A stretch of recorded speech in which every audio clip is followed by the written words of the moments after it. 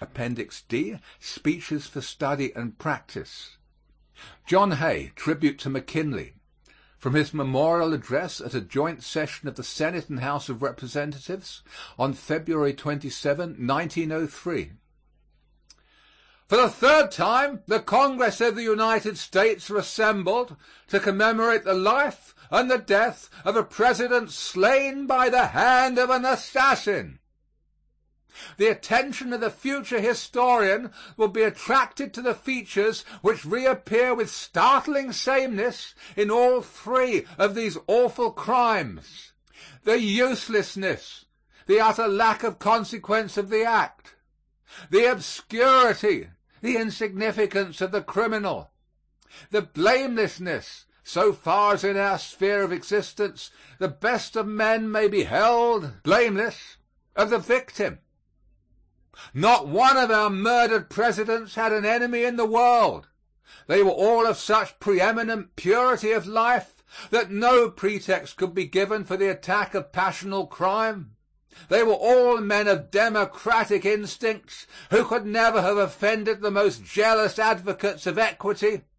They were of kindly and generous nature to whom wrong or injustice was impossible, of moderate fortune whose slender means nobody could envy. They were men of austere virtue, of tender heart, of eminent abilities, which they had devoted with single minds to the good of the Republic.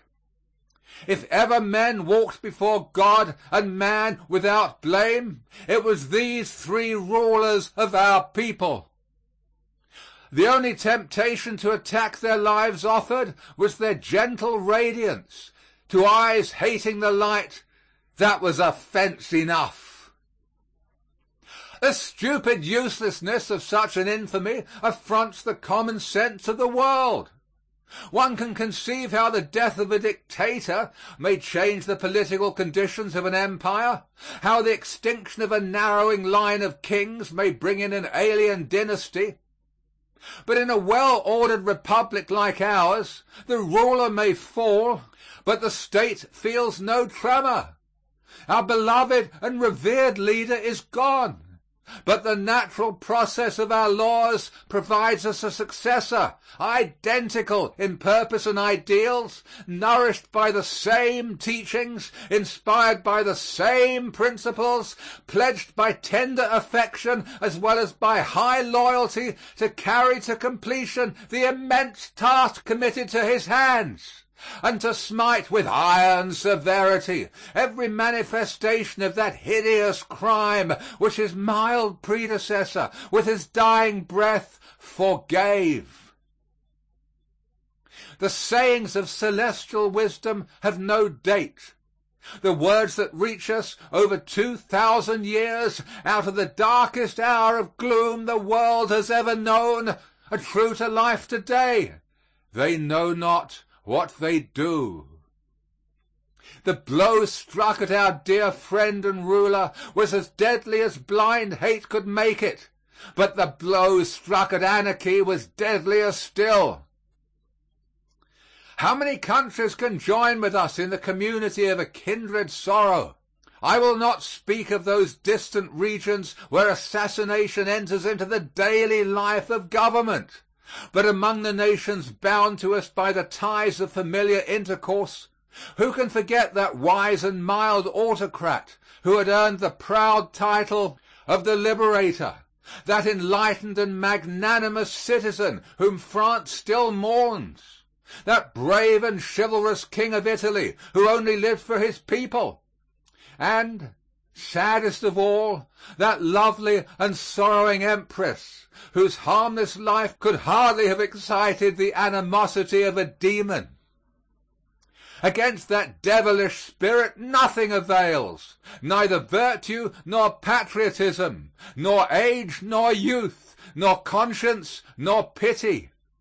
We cannot even say that education is a sufficient safeguard against this baleful evil, for most of the wretches whose crimes have so shocked humanity in recent years were men not unlettered, who have gone from the common schools through murder to the scaffold.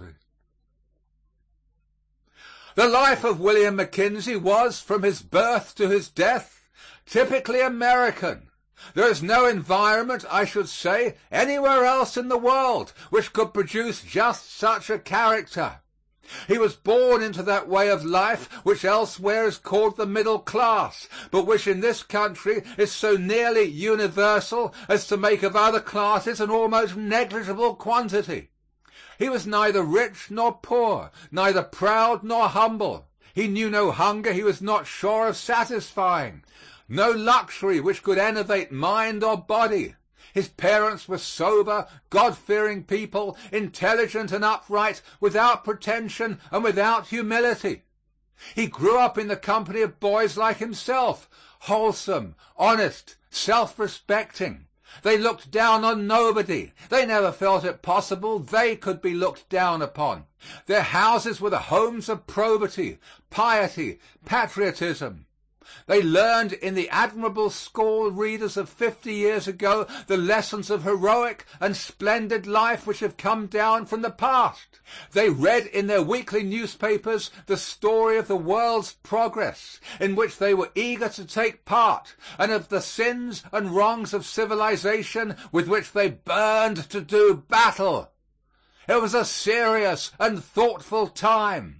The boys of that day felt dimly but deeply that days of sharp struggle and high achievement were before them. They looked at life with the wondering yet resolute eyes of a young esquire in his vigil of arms. They felt a time was coming when to them should be addressed the stern admonition of the apostle, "Quit you like men, be strong." The men who are living today and were young in 1860 will never forget the glory and glamour that filled the earth and the sky when the long twilight of doubt and uncertainty was ending and the time for action had come. A speech by Abraham Lincoln was an event not only of high moral significance but of far-reaching importance. The drilling of a militia company by Ellsworth attracted national attention. The fluttering of the flag in the clear sky drew tears from the eyes of young men. Patriotism, which had been a rhetorical expression, became a passionate emotion in which instinct, logic, and feeling were fused. The country was worth saving. It could be saved only by fire. No sacrifice was too great. The young men of the country were ready for the sacrifice. Come weal, come woe, they were ready. At 17 years of age, William McKinley heard this summons of his country. He was the sort of youth to whom a military life in ordinary times would possess no attractions. His nature was far different from that of the ordinary soldier. He had other dreams of life, its prizes and pleasures, than that of marches and battles. But to his mind there was no choice or question. The banner floating in the morning breeze was the beckoning gesture of his country. The thrilling note of the trumpet called him and none other, into the ranks. His portrait in his first uniform is familiar to you all. The short, stocky figure, the quiet, thoughtful face, the deep, dark eyes. It is the face of a lad who could not stay at home when he thought he was needed in the field. He was of the stuff of which good soldiers are made. Had he been 10 years older, he would have entered at the head of a company and come out at the head of a division. But he did what he could. He enlisted as a private. He learned to obey. His serious, sensible ways, his prompt, alert efficiency soon attracted the attention of his superiors. He was so faithful in little things that they gave him more and more to do. He was untiring in camp and on the march, swift, cool, and fearless in fight. He left the army with field rank when the war ended, brevetted by President Lincoln for gallantry in battle. In coming years, when men seek to draw the moral of our great Civil War, nothing will seem to them so admirable in all the history of our two magnificent armies as the way in which the war came to a close. When the Confederate army saw the time had come, they acknowledged the pitiless logic of facts and ceased fighting.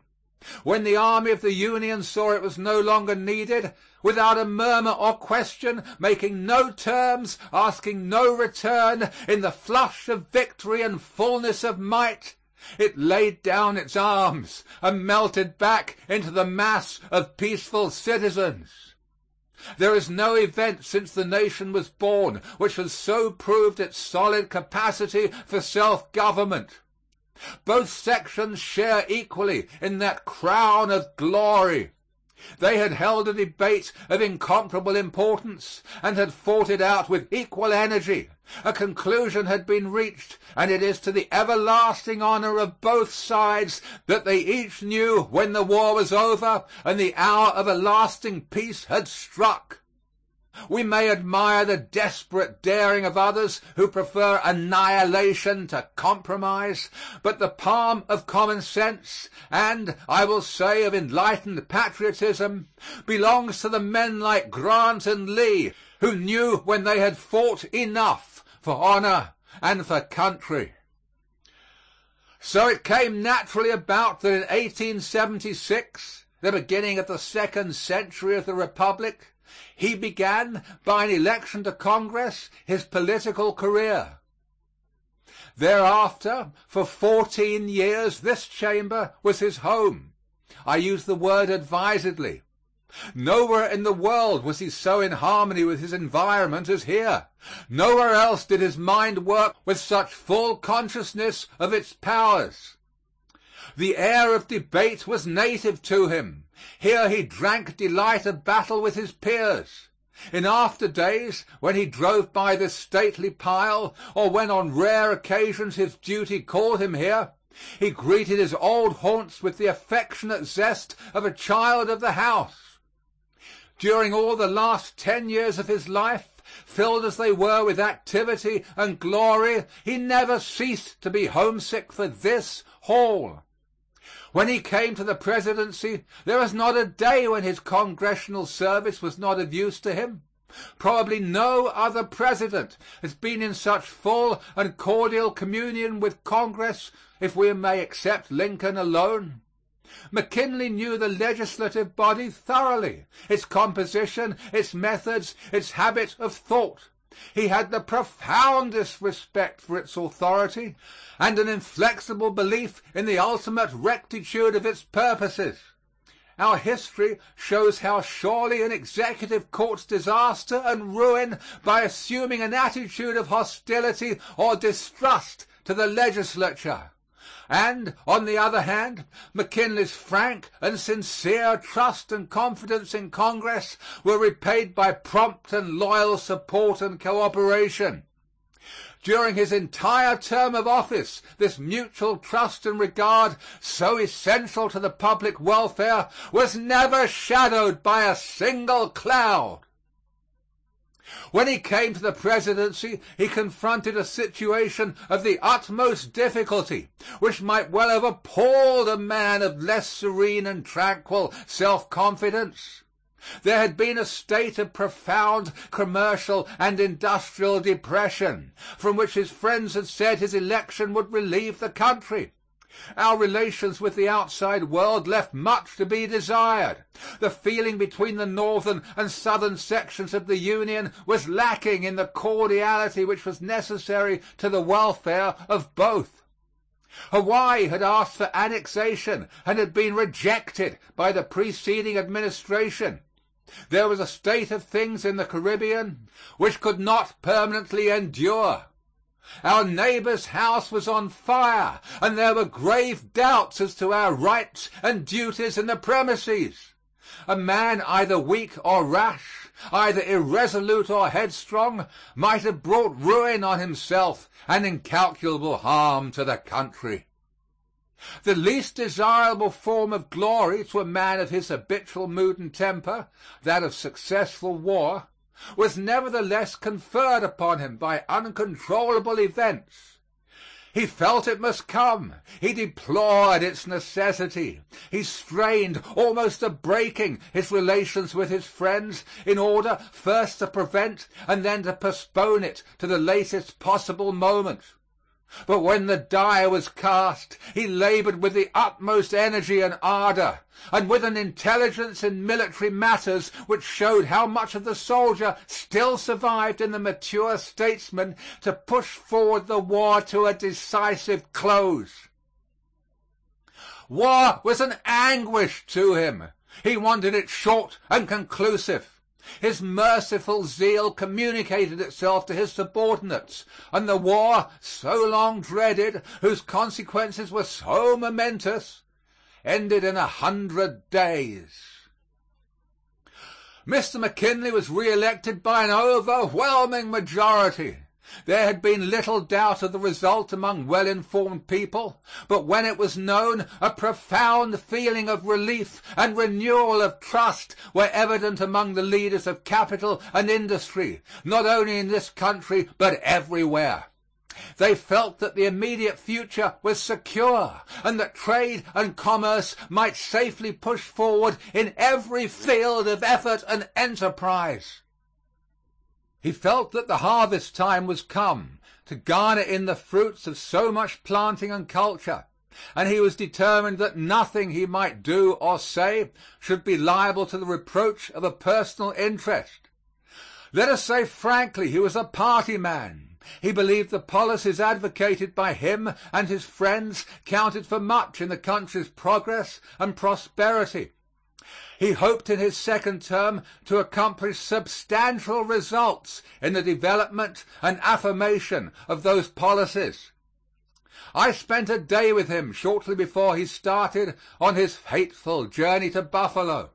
Never had I seen him higher in hope and patriotic confidence. He was gratified to the heart that we had arranged a treaty which gave us a free hand in the isthmus. In fancy he saw the canal already built and the argosies of the world passing through it in peace and amity. He saw in the immense evolution of American trade the fulfillment of all his dreams, the reward of all his labors. He was, I need not say, an ardent protectionist, never more sincere and devoted than during those last days of his life. He regarded reciprocity as the bulwark of protection, not a breach but a fulfillment of the law. The treaties which for 4 years had been preparing under his personal supervision he regarded as ancillary to the general scheme. He was opposed to any revolutionary plan of change in the existing legislation. He was careful to point out that everything he had done was in faithful compliance with the law itself. In that mood of high hope, of generous expectation, he went to Buffalo, and there, on the threshold of eternity, he delivered that memorable speech, worthy for its loftiness of tone, its blameless morality, its breadth of view, to be regarded as his testament to the nation. Through all his pride of country and his joy of its success runs the note of solemn warning, as in Kipling's noble hymn, "Lest We Forget." The next day sped the bolt of doom, and for a week after, in an agony of dread, broken by elusive glimpses of hope that our prayers might be answered, the nation waited for the end. Nothing in the glorious life we saw gradually waning was more admirable and exemplary than its close.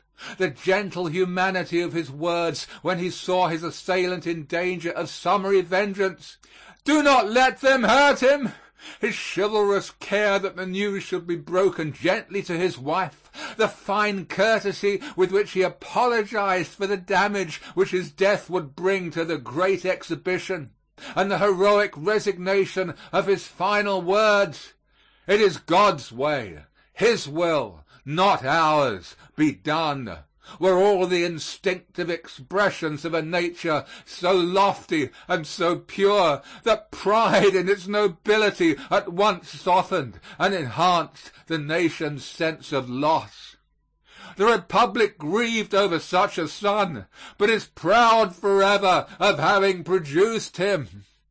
After all, in spite of its tragic ending, his life was extraordinarily happy. He had all his days troops of friends, the cheer of fame and fruitful labor, and he became at last, on fortune's crowning slope, the pillar of a people's hope, the center of a world's desire.